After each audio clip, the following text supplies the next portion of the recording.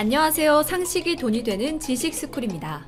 세계보건기구는 올해 코로나 사태를 돌아보며 이렇게 말했습니다. 선진국의 코로나19 초기 대응 능력을 과대평가했다. 그러나 한국처럼 상황은 반전 가능하다. 그동안 WHO는 코로나19 사태를 수습하는 데 있어 자신들의 실수를 인정하는 데 인색했는데요. 부유한 국가들의 판단을 지적하는 방식으로나마 자신들의 과오를 인정한 셈입니다. 실제로 이번 코로나 사태 당시 WHO와 선진국들의 대응은 부실했고 결국 많은 나라들이 셧다운될 정도로 역대급 경제 충격을 받았습니다. 하지만 대한민국은 달랐습니다. 미국과 세계 각국의 성장률이 많이 떨어지고 있을 때도 한국은 K방역과 국민들의 노력으로 경제적 선방을 이뤄냈거든요.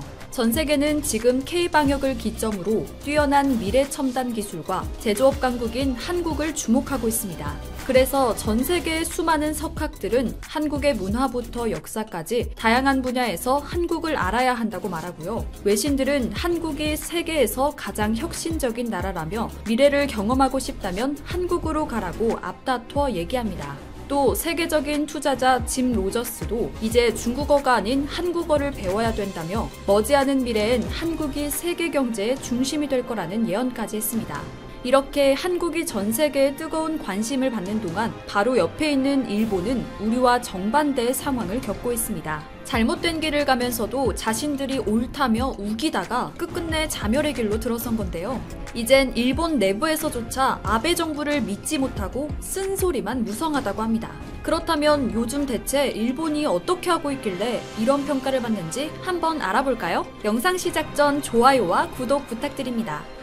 전 세계가 인정하는 가치 투자자 워렌 버핏이 인정한 바로 그 책, 오른쪽 버튼을 눌러보세요.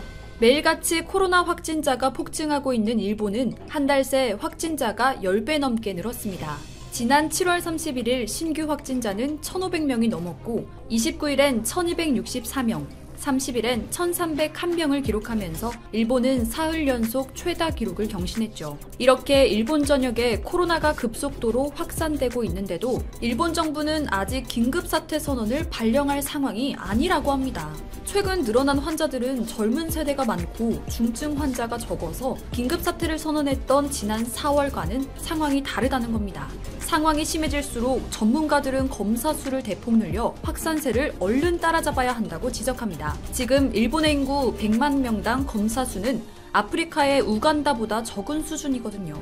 하지만 일본 정부는 전문가들의 충고는 무시한 채 엉뚱한 정책에만 돈을 낭비했습니다. 전문가들은 절대 안 된다고 했던 국내 여행을 장려하는 고투 트래블을 강행했고 이번에는 무료 식사권까지 주며 외식을 장려하는 캠페인과 여행 가서 일하라라는 캠페인까지 벌였습니다. 국민들의 건강보다는 경제활동 활성화에만 집중한 거죠. 이렇게 정부가 무리한 만큼 경제가 나아지기라도 했다면 그나마 괜찮겠지만 실상은 굉장히 절망적입니다. 코로나 감염자가 폭발하면서 일본의 재정 부담도 같이 커졌고 결국 빨간불이 들어왔거든요.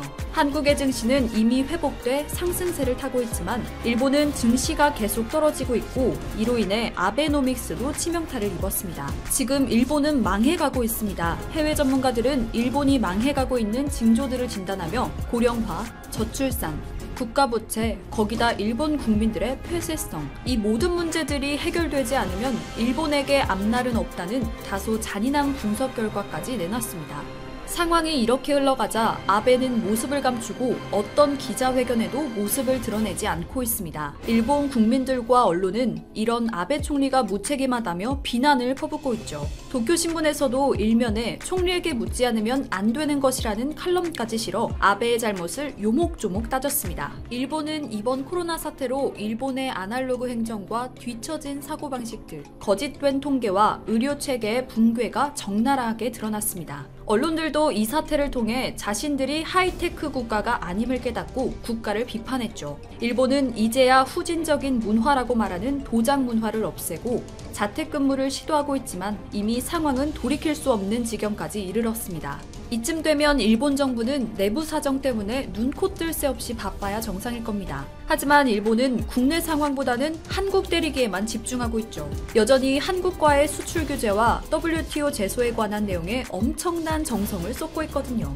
물론 일본이 WTO에서 이길 확률은 거의 없습니다. 최근 일본의 부당한 수출 규제에 대한 분쟁 해결 절차가 본격적으로 시작됐는데요. 일본은 임시재판부와 비슷한 역할을 하는 패널 설치를 강력하게 반대했지만 WTO는 결국 한국의 요청대로 패널을 설치하며 시작부터 한국 손을 들어줬습니다. 일본 경제산업상은 이 결과가 유감이라며 이런 식으론 수출 관리에 대한 정책 대화를 할 수 없다며 속 좁은 모습을 보여줬습니다. 그동안 일본은 수출 규제의 문제에 대해 대화로 풀자며 시간을 끌어왔습니다. 하지만 일본은 실제로는 대화를 거부하거나 피하면서 뒤에서 호박씨를 까고 있었어요. 이미 외무성에 국제소송대응 부서를 신설해 WTO 대응팀을 꾸려뒀거든요. 다행히 한국은 얌체 같은 일본이 저렇게 나올 걸 알고 절차대로 제소를 진행하고 있습니다. 한국의 제소로 일본은 자국 수출 규제가 왜 정당한지 설명해야 하는 처지가 됐죠. 한국은 승소에 유리한 자료들도 많이 확보해뒀습니다.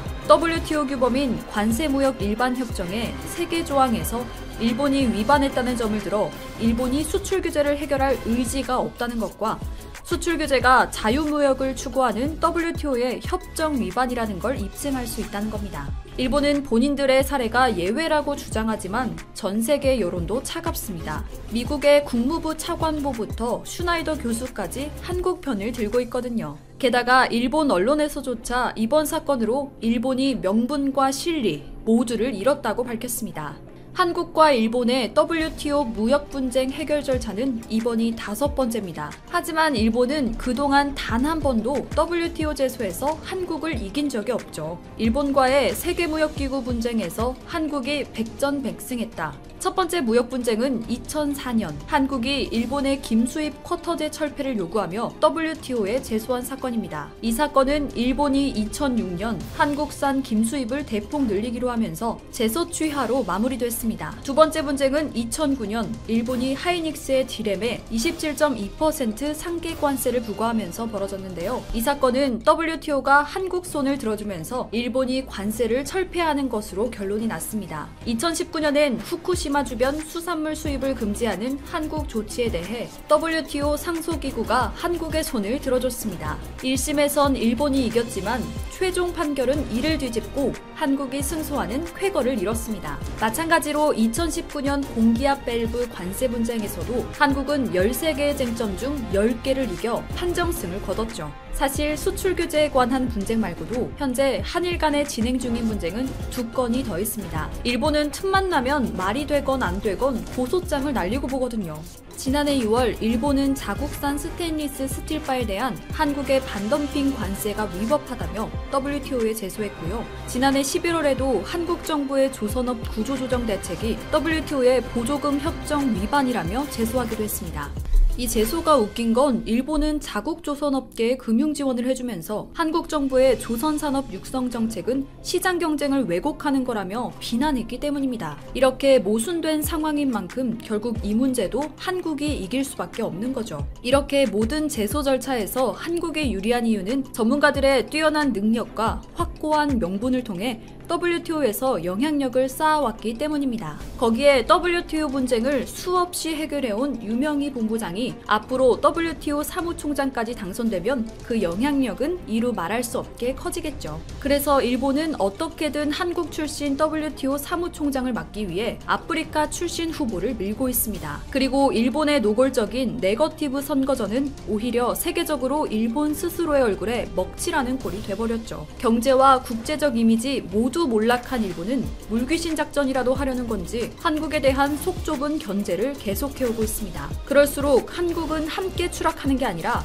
단호한 대응을 통해 정신 못 차리는 일본에게 본때를 보여주고 국력도 더 쌓아야 합니다. 최근 한국의 경제력이 더욱 커지고 미래 시장을 선도하고 있는 만큼 다양한 분야에서 한국이 모델이 되어 세계를 리드하고 있는데요. 앞으로 이 영향력이 더 커지면 일본뿐만 아니라 그 어떤 나라도 우리를 향해 함부로 도발할 수 없게 되겠죠? 여러분은 계속되는 일본의 가짜는 도발, 어떻게 생각하시나요? 이와 관련된 여러분의 다양한 의견 댓글로 남겨주세요. 혹시 주식하시나요? 세계 1위 투자가 워렌 버핏도 극찬한 한국의 급등 종목 발굴 사이트 다트 궁금하지 않으신가요? 이 책 한 권이면 왜 급등 종목이 나오는지도 완벽히 파악할 수 있다. 오른쪽 버튼을 클릭해 일본의 젊은이들아, 일본을 떠나라.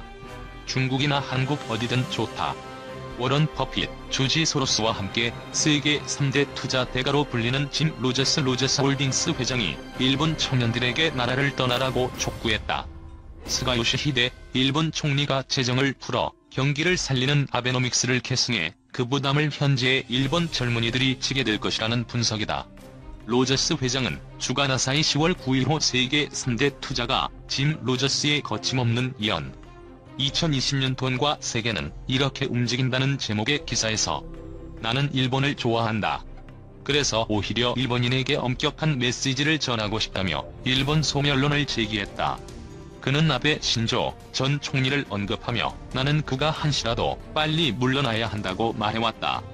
그는 자신과 체제 유지에만 관심이 있을 뿐 외상값을 내는 것은 일본의 젊은이이기 때문이라고 설명했다. 그러면서 문제는 아베 전 총리의 후계자인 스가 총리도 아베노믹스라는 잘못된 정책을 계승한다는 것이다. 일본에 이렇게 불행한 일은 없다고 꼬집었다. 아베노믹스의 핵심은 양적 완화, 재정 지출 확대, 규제 완화라는 세 개의 화살이다. 로저스 회장은 아베노믹스의 첫 번째 화살인 양적 완화는 엔화 약세를 유도해 일본의 주가를 끌어올렸지만 언젠가 물가가 오르면 결국 국민이 고통받게 될 것이라 경고했다. 은행에서 찍어낸 돈으로 일본 주식과 국채를 사들여 주가를 올리는 데는 부작용이 있다는 지적이다. 그는 이러한 통화 절하 방안으로 중장기적 경제 성장을 달성한 나라는 역사상 한 곳도 없다며 일부 트레이더나 대기업에만 혜택이 돌아간다고 비판했다. 두 번째 화살인 재정 지출 확대에 대해서도 일본을 파괴하기 위한 정책이라고 호평했다. 그는 국가 부채가 늘어나는 상황에서 잘못된 경제 정책이 여전히 지속하고 있다고 말했다. 특히 그는 일본의 인구 감소를 심각한 문제라고 봤다. 로저스 회장은 3년 전 미국 라디오에 출연해 만약 내가 지금 10세 일본인이라면 AK-47 자동 소총을 사거나 이 나라를 떠나는 것을 택할 것이라고 말한 바 있다. 그는 아이들에게 총을 사서 실제로 쏘라는 것이 아니다. 지금 15세 아이가 45살이 될 때면 거리에서 폭동이 일어나고 있을지도 모른다며 발언의 취지를 설명했다. 현재 일본은 급격한 인구 감소가 진행 중이라 앞으로 사회 문제가 심각해질 것이고 자신을 지키기 위해 총이 필요하게 될지도 모른다는 것이 그의 설명이다. 2020년 일본 총인구는 1억 2600만 명이지만 40년 뒤인 2060년에 9300만 명까지 줄고 그때의 14세 이하 일본 인구 비율은 10% 수준이 될 것이라는 전망이 나온다. 이 때문에 로저스 회장은 21세기 후반에는 일본을 제외한 중국과 아시아가 발전할 것이라고 봤다. 중국이 부상하며 국경을 마주 대고 있는 북한도 문을 열기 시작할 것이며 북한의 투자가 쏠리면 한국도 성장한다는 것이다. 그는 일본만큼은 아시아 성장에서 밀려나게 될 것이라고 꼬집었다. 로저스 회장은 그런데도 스가 총리는 아베 노선 계승을 주장한다. 유감스럽지만 이대로 가면 일본은 100년 후에 없어져 버릴지도 모른다. 일본인은 없고 일본어를 사용하는 사람도 없게 되어 멸망할 것이라고 경고했다. 그는 일본이 살아남기 위해선 정부 지출을 줄이고 이민을 적극적으로 받아들여야 한다고 조언했다. 그러면서 일본의 젊은이들은 일본 밖으로 뛰쳐나가야 한다. 중국이든 한국이든 좋다. 그 편이 당신의 인생을 풍부하게 만들 것이라고 덧붙였다. 지난 1일 일본 출판업체 지우고 코미니 매년 발표하는 올해의 유행어 톱10에 한국 드라마 사랑의 불시착이 뽑혔다. 선정위원회는 코로나19 영향으로 동영상 스트리밍 서비스 이용자가 늘면서 한류 열풍이 다시 불었다고 설명했다. 대상은 3일. 올해 일본에서는 제4차 한류 붐이라는 표현이 여러 언론 매체에서 꾸준히 언급되고 있다. 코로나19 영향으로 집에 있는 시간이 늘면서 한국 문화를 접하는 기회가 늘었다는 분석이 나오지만 한류 문화의 폭도 이를 즐기는 사람의 폭도 늘어난 모습이다.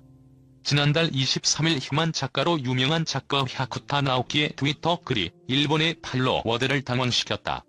주변에서 친한 사람이 사랑의 불시착을 추천해주자 한국 드라마를 보냐며 화를 냈다던 그는 재차 추천을 받자 넷플릭스에서 보는 것이니까라고 스스로 위로하며 봤다고 썼다.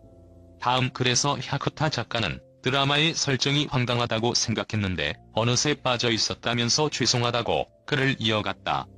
니혼 게이제이 신문에 따르면 일본 넷플릭스의 가입자는 최근 1년 사이 300만에서 500만 명으로 늘었는데 2월 공개된 뒤 수개월 동안 1위에 올랐던 사랑의 불시착 등 한국 드라마는 회원 증가의 주요 원인으로 꼽힌다. 10월 말 일본의 대형식품업체 마루다이가 20에서 50대 여성 502명을 대상으로 한 조사에 따르면 집에 있는 시간이 늘면서 한류 콘텐츠를 접할 기회가 늘었다고 한 사람은 47.8%였다.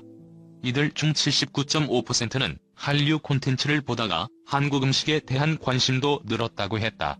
올해 일본에서는 한국 아이돌 영향으로 달고나 커피가 유행이었고 K-팝, K-화장품, K-패션 등도 골고루 인기를 얻는다.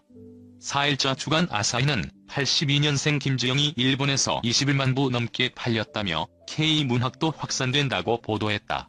코로나19가 계기가 됐지만 이번 한류는 즐기는 사람도 즐기는 대상도 그 폭이 넓어졌다. 한류 콘텐츠를 번역해온 작가 쿠와하타 유카는 마이니치 신문에서 올해 일본 내 한류 현상을 이렇게 설명한다. 중년의 엄마는 겨울 연가 이후 처음으로 한류에 빠지고 딸은 한국 아이돌에 빠져 K 상품이 많은 도쿄 시노쿠보에 간다. 집안의 이런 분위기에 아빠도 한국 콘텐츠에 대한 거부감이 줄었다. 쿠와하타 작가는 한일 갈등에도 불구하고 한류 콘텐츠를 거부감 없이 볼 수 있는 환경이 됐다고 분석하기도 했다. 하지만 이것만으로 K-문화 인기를 설명하기엔 부족하다. 한국 아이돌을 좋아하고 이들의 패션을 따라한다는 한 20대 일본인 여성은 3일 요미우리 신문에서 일본 패션은 예쁘게 보이려는 데 반해 한국은 스타일을 좋게 하는 데 초점을 두는 것 같다고 비교하고 한국엔 독특한 디자인도 많다고 말했다. 사랑의 불시착의 인기에는 한국식 코믹 요소와 함께 주인공 현빈이 요리를 하는 등 일본서 보기 힘든 남녀 대응한 모습이 주요 이유로 꼽힌다. 앞서 나온 혐한 작가 야쿠타는 하계회 같은 일본 드라마와 달리 연기력이 좋다고 평했다.